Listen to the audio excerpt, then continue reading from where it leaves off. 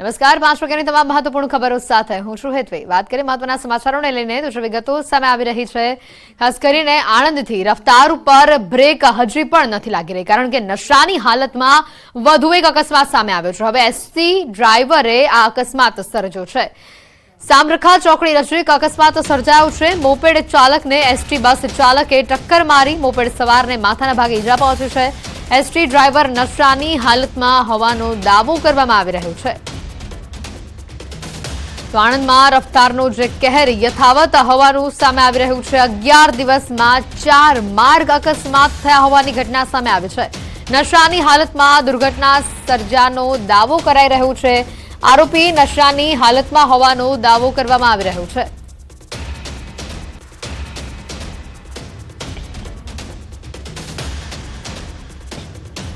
નામની ખબર નહીં। હા, દારૂ પીધું છે કે નહીં? નથી પીધું। નથી પીધું? એટલે થળિયા ખાવ છો ને તમે? નથી। ક્યાંથી ક્યાં આવતા હતા? મને ખબર જ નહીં। અચ્છા, ખબર જ નહીં તમને? હવે શું દેખાય છે? મને કશું દેખાતું નહીં। અચ્છા, અકસ્માત થયો તેની ખબર નથી તમને? ના, નથી। ખર્ચો આપવાનું કહો છો તમે? ના, નહીં આપો, ખર્ચો નહીં આપો। નહીં આપો તમે? પોલીસનો ડર નથી તમને? ના, કશું ડર નહીં। પોલીસનો ડર નથી તમને? નથી, ડર નથી। મારી ભૂલ હોય તો હું કબૂલ કરવા તૈયાર। ડ્રાઈવર એવું કહે છે કે નશાની હાલતમાં નથી? ના ના, એ પોતે પીધેલા જ છે ભાઈ, અને એમણે કબૂલ કર્યું મારા મોડા પર કે મારાથી ભૂલ થઈ ગઈ છે, મેં દારૂ પીધું છે। તો અગાઉ 1 ફેબ્રુઆરીએ પાસે નબીરાએ અકસ્માત સર્જ્યો હતો। જે રીતે અકસ્માતની આ ઘટના સામે આવી રહી છે, રફતાર પર ક્યારે બ્રેક લાગશે તે એક મોટો સવાલ ઉભો થઈ રહ્યો છે। ત્યારે ન્યૂઝ 18 ગુજરાતી પણ સવાલ કરી રહ્યું છે। જે રીતે આ રફતારને કારણે અકસ્માતો થઈ રહ્યા છે, રફતાર પર બ્રેક તંત્ર ક્યારે લગાવશે? કારણ કે એક પછી એક આજે ઘટનાઓ સામે આવી રહી છે। ટ્રાફિક પોલીસ આ સમગ્ર ઘટનાઓ જ્યારે બની ત્યારે શું કરી રહી હતી? જો ટ્રાફિક પોલીસ એની બરાબર કામગીરી કરી રહી હોત તો આ કદાચ ઘટનાઓ થતી અટકી ગઈ હોત। દુર્ઘટનામાં હવે કેટલા લોકોના જીવ લેવાશે? આ તમામ સવાલ ન્યૂઝ 18 કરી રહી છે તંત્રને। આ સમગ્ર ઘટનામાં જે એસટી ડ્રાઈવર છે તેના પર કાર્યવાહી થશે કે કેમ, તે પણ એક હાલ સૌથી મોટો પ્રશ્ન ઉભો થઈ રહ્યો છે। મોટી દુર્ઘટના સર્જાઈ હોત અને જાનહાનિ થઈ હોત તો જવાબદાર કોણ રહેત? આજે ઘટનાઓ અહીંયા સામે આવી રહી છે। આણંદમાં છેલ્લા ઘણા દિવસોથી અકસ્માતની આ ઘટનાઓ સામે આવી રહી છે। કાર્યવાહી માટે કોની રાહ જોવામાં આવી રહી છે તે હાલ સૌથી મોટો પ્રશ્ન ઉભો થઈ રહ્યો છે। ત્યારે અગાઉ પણ 1 ફેબ્રુઆરીએ નાવલી પાસે નબીરાએ અકસ્માત સર્જી 7 જેટલા લોકોને અડફેટે લીધા હતા અને જે પૈકી 4 લોકોએ જીવ ગુમાવ્યો છે। હવે શુક્રવારે જ આરોપી જેનિશને જેલના સળિયા પાછળ ધકેલાયો છે, જ્યારે 8મી ફેબ્રુઆરીએ આ જ વિસ્તારમાં ભર બપોરે વધુ એક દારૂડિયાએ નશામાં ચૂર થઈ એક બાઇક ચાલકને અડફેટે લઈ તેને ઘાયલ કર્યો અને જેની કારમાંથી દારૂ પણ મળી આવ્યો હતો। 8 ફેબ્રુઆરીએ કુલ 2 અકસ્માત સર્જાયા હતા, જેમાં બીજી ઘટનામાં કાર ચાલકે સાયકલ અને બાઇક ચાલકને અડફેટે લીધા હતા। તો આણંદની સામરખા ચોકડી નજીક નશાની હાલતમાં જ વધુ એક કાર ચાલકે અકસ્માત સર્જ્યો હતો અને હવે ફરી આ જ વિસ્તારમાં એસટી બસ ચાલકે અકસ્માત સર્જ્યો છે। ત્યારે સવાલ ઉઠ્યા છે કે આવા નશાબાજોનો કાર પર તંત્ર ક્યારે બ્રેક લગાવે છે? વધુ વિગત મેળવીશું ફોનલાઈન પર સંવાદદાતા જનક અહીંયા જોડાયા છે। જનક, એક પછી એક સતત આ વિસ્તારમાં જે ઘટનાઓ બની રહી છે, નશામાં ચૂર લોકો જે પોતાના વાહનો હંકારી રહ્યા છે અને આ બધામાં ટ્રાફિક પોલીસ શું કરી રહી છે? ચોક્કસ છેલ્લા 10 દિવસમાં આણંદ શહેરમાં આ લગભગ દારૂ પીધેલા ડ્રાઈવરોએ આ 5મી અકસ્માતની ઘટના સર્જી છે। સૌથી દુઃખદ ઘટના 1 ફેબ્રુઆરી રાત્રે 11 કલાકે એક અર્ટિકા કાર ચાલકે 3 બાઇક ચાલકોને અડફેટે લઈ મોતને ઘાટ ઉતારી દીધા હતા। ત્યારબાદ ક્રમશઃ આ ઘટનાઓ ચાલુ જ છે। 8મી તારીખે વિદ્યાનગર બાકરોલ રોડ, ત્યારબાદ સામરખા ચોકડી, ફરી નાવલી પાસે પણ પરમ દિવસ અકસ્માત સર્જાયો હતો અને આજે એક તાજેતરમાં લગભગ 2-2.5 કલાક પહેલાના સમયગાળામાં સામરખા ચોકડીએ એસટી બસ ચાલકે એક મોપેડ ચાલકને હડફેટે લીધો। ત્યાંના સ્થાનિકો ભેગા થયા ત્યારે સમગ્ર હકીકત સામે આવી કે આ ડ્રાઈવર ખુદ નશા કરેલી હાલતમાં હતો। ટ્રાફિક પોલીસની જો વાત કરીએ તો ટ્રાફિક પોલીસની આવા જે ડ્રાઈવરો હોય છે પીધેલા, કે જે લોકોની જાનહાનિ સુધીની સમસ્યા સર્જતા હોય છે, લોકોને ગંભીર ઈજા પહોંચાડતા હોય છે, તેમના પર કોઈ કંટ્રોલ નથી, કોઈ ચેકિંગ થતું નથી। માત્ર ટ્રાફિક જે આખું જે ડિપાર્ટમેન્ટ છે એ ડ્રાઈવ આપતા અને ઉજવતા હોય છે। ઘણી વખત તો એવી ઘટના બનતી હોય છે કે ઘણા નિર્દોષ જે ચાલકો હોય છે એમના ડ્રાઇવિંગ લાયસન્સ કે એમની જે કારની ઓનરશિપના કાર્ડ એ બાને હેરાન કરતા હોય છે. એટલે ખૂબ મહત્વની બાબત એ છે કે ટ્રાફિક પોલીસે સતર્ક થવાની જરૂર છે. આવા જે કોઈ તત્વો, આણંદ તો કહેવાય કે એનઆરઆઈ આખું ટાઉન છે, 10 દિવસમાં આ 5મી ઘટના ખૂબ ગંભીર ઘટના, અને ચોક્કસ આ મુદ્દે ટ્રાફિક પોલીસે માત્ર એવું કહેતી હોય છે કે પ્રોહિબિશન એક્ટ હેઠળ ગુનો નોંધ્યો, પણ એ પૂરતું નથી. કોઈ પણ ટ્રાફિક વિભાગે અથવા તો સરકારના જે રાજ્ય પરિવહન વિભાગ છે એમણે એવા કોઈ સત્વરે કાયદા બી એપ્લાય કરવાની જરૂર છે કે આવા જે કોઈ ડ્રાઈવરો હોય જે પીધેલી હાલતમાં વાહન હંકારતા હોય તો તેનું પરમેનન્ટ લાયસન્સ કેન્સલ થાય, તેમજ સખતમાં સખત એની સામે સજા થાય. એટલે આ ખૂબ અનિવાર્ય બાબત. સમગ્ર આણંદ શહેરમાં હાલ એક કહેવાય કે ભયનો માહોલ છે. જી બિલકુલ જનક, આભાર માહિતી બદલ.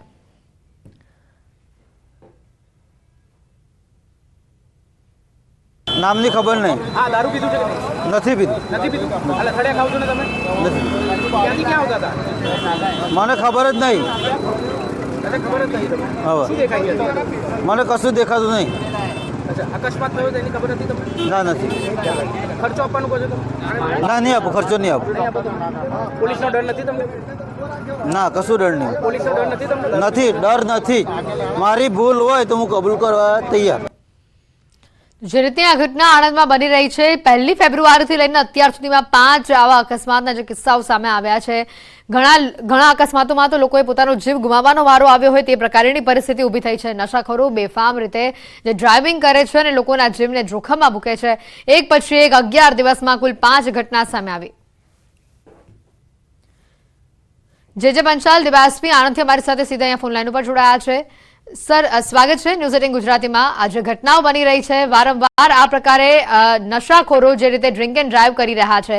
હવે અહીંયા સવાલ ઉભો થઈ રહ્યો છે ટ્રાફિક પોલીસ વિભાગ ઉપર કે આ બધામાં તેઓની કામગીરી પર કેમ સવાલ ઉભા થઈ રહ્યા છે? આ બાબતે તાજેતરમાં આણંદ ટાઉનની અંદર અને આણંદ જિલ્લામાં પણ અલગ અલગ જગ્યાઓએ અવેરનેસના પ્રોગ્રામો કરી અને તમામ નાગરિકોને પણ આ બાબતે માહિતગાર કરવામાં આવેલા હતા. જે પ્રમાણે અગાઉ 1 અઠવાડિયા પહેલા ફેટલની અંદર 4 વ્યક્તિઓ મરણ થઈ ગયેલા હતા. તે અનુસંધાને જિલ્લામાં અલગ અલગ નાકાબંધી પોઈન્ટ ઉપર વાહન ચેકિંગ કરી અને ડ્રિંક એન્ડ ડ્રાઈવના અલગ અલગ કેસો કરવામાં આવેલા છે. આપ ગઈકાલે પણ વાત કરો તો ગઈકાલે 48 જેટલા પીધેલાના કેસો કરેલા છે. આમ આણંદ જિલ્લા પોલીસ તરફથી આ પ્રકારના બનાવ બનતા અટકાવવા માટે પ્રયત્નો કરવામાં આવેલા છે. સાથે સાથે નાગરિકોને પણ અપીલ કરેલી છે કે આ પ્રકારે નશા પી અને ડ્રાઇવિંગ ના કરે, જેથી કરીને આ પ્રકારના બનાવો બની શકે. સર, આટલા બધા ખાસ કરીને જે ડ્રિંક એન્ડ ડ્રાઈવના કિસ્સાઓ બની રહ્યા છે, દારૂ આવે નહીં તેના માટે આટલી બધી જે આપણે વાત કરી કે આ બધી તપાસ કરવામાં આવી રહી છે, તેમ છતાં ડ્રિંક એન્ડ ડ્રાઈવના કિસ્સાઓ બની રહ્યા છે, તેમ છતાં લોકોને હેરાનગતિ ભોગવવી પડી રહી છે. હવે આ 11 દિવસમાં 5 જેટલી ઘટના બની જાય તો શહેર માટે ઘણી જ મોટી વાત કહેવાય. આ બનાવો આણંદ ટાઉન અને આણંદ ટાઉનની આજુબાજુના વિસ્તારોમાં બનેલા છે. એમાં એક ફેટલમાં 4 વ્યક્તિઓ મરણ ગયેલા છે. તે સિવાયના અકસ્માતના બનાવો બનેલા છે અને 4 જેટલા બનાવો બનેલા છે. પરંતુ આ બનાવો ન બને તે માટે અમારા તરફથી શક્ય તમામ પગલાં લેવામાં આવેલા છે અને આ પ્રકારના વાહન ચાલકોના વિરુદ્ધમાં મેક્સિમમ કેસો પણ કરવામાં આવેલા છે અને અવેરનેસના પ્રોગ્રામ કરી નાગરિકોને પણ અમે સૂચના આપેલી છે કે આ પ્રકારના એક્ટિવિટીથી દૂર રહે. સર, આભાર ન્યૂઝ 18 ગુજરાતી સાથે જોડાવા બદલ. જાવેદ શેખ, વિપક્ષ નેતા આણંદ નગરપાલિકા, અમારી સાથે ફોનલાઈન ઉપર જોડાયા છે. જાવેદજી, સૌપ્રથમ સ્વાગત છે ન્યૂઝ 18 ગુજરાતીમાં. જે રીતે અગાઉના ફોનોમાં ડીવાયએસપી જોડાયા હતા, તેઓનું કહેવું છે કે આના માટે અવેરનેસના પ્રોગ્રામ કરી રહ્યા છે, લોકોને સચેત કરી રહ્યા છે. તેમ છતાં જો આ પ્રકારના કિસ્સા બનતા હોય તો હવે શહેરની કામગીરી ઉપર, તંત્રની કામગીરી પર સવાલ ઉભા થઈ રહ્યા છે. 11 દિવસમાં 5 આ રીતે અકસ્માતના કિસ્સા.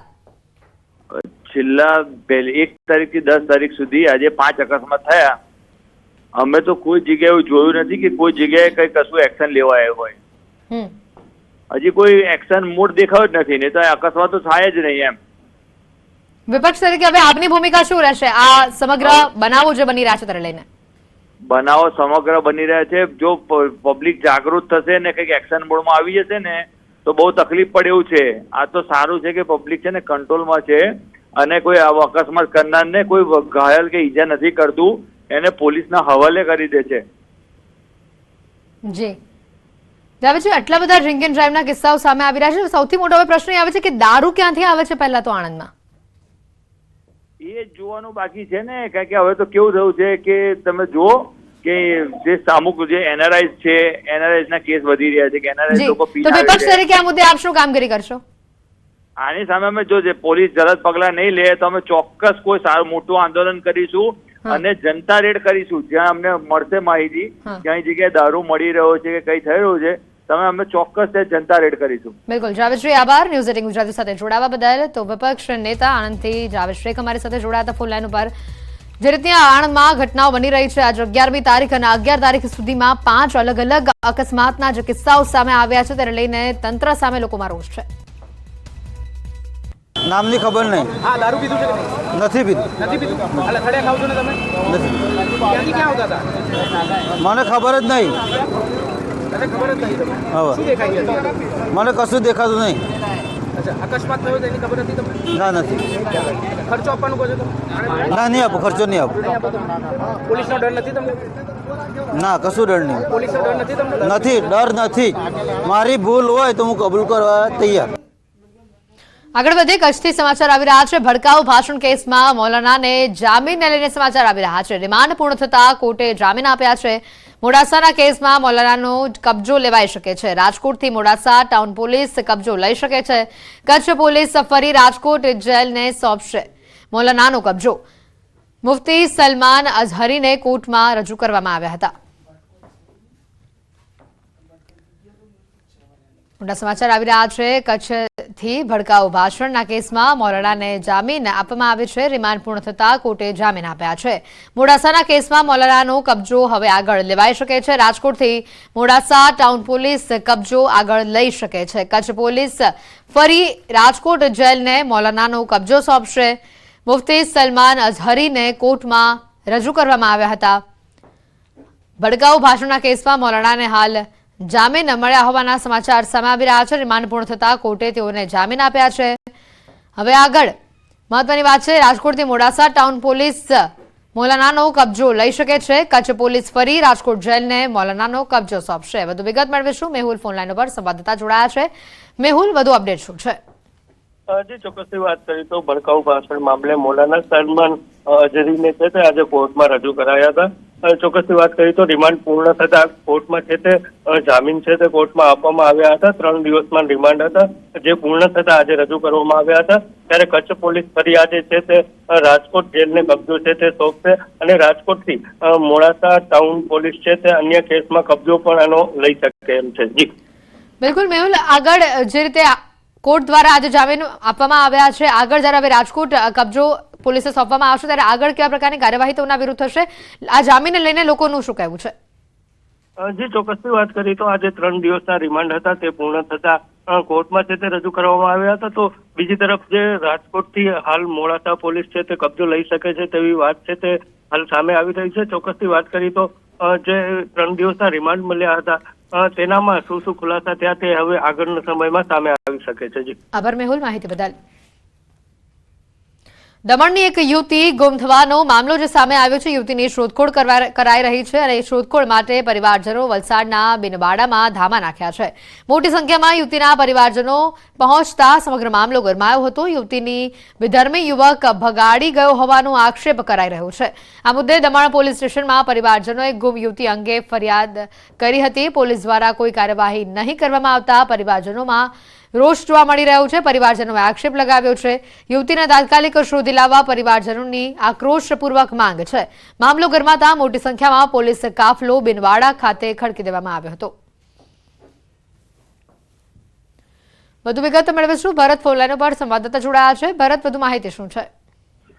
બિલકુલ, થોડા દિવસ અગાઉ દમણની એક પરિવારની જે દીકરી છે એ ગુમ થઈ હતી. ત્યારબાદ તેના પરિવારજનોએ શોધખોળ કરતા નહીં મળતા આખરે તેઓએ દમણ પોલીસ સ્ટેશનમાં ફરિયાદ દાખલ કરી હતી, જેમાં વલસાડના બિનવાડાના એક વિધર્મી યુવક પર આક્ષેપ કરી અને આ વિધર્મી યુવક ભગાડી ગયો હોવાના આક્ષેપો સાથે પોલીસમાં રજૂઆત પણ કરી હતી. પરંતુ તેને 1 અઠવાડિયાથી વધુ સમય વીતી ગયો હોવા છતાં દમણ પોલીસે કોઈ કાર્યવાહી નહીં કરતા આખરે આજે જે પરિવારજનો છે એમની ધીરજ ખૂટી હતી અને આજે તેઓ મોટી સંખ્યામાં 50 થી વધુ ગાડીમાં છે દમણના યુવતીના પરિવારજનો વલસાડના બિનવાડા ગામ પહોંચ્યા હતા.